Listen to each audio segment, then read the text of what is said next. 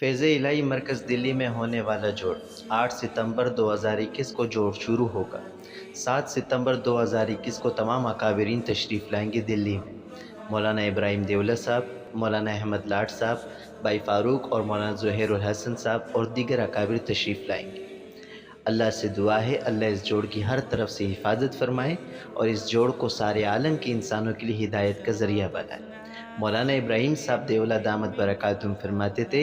یہ تبلیغ کا کام امانت ہے، اسے امانت کے درجے میں امت تک پہنچانا ہے،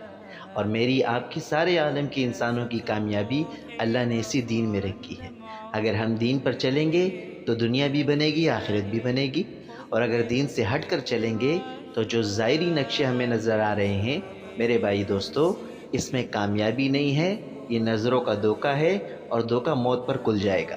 اللہ موت سے پہلے موت کی تیاری کی توفیق عطا فرمائے۔ اس کے لیے ہمارے بڑے فرماتے ہیں، مولانا الیاس صاحب رحمۃ اللہ علیہ کی ملفوظ کو حاجی عبدالوہاب صاحب رحمۃ اللہ علیہ اپنے بیان کی آخر میں فرمایا کرتے تھے کہ مولوی الیاس صاحب رحمۃ اللہ علیہ فرماتے تھے،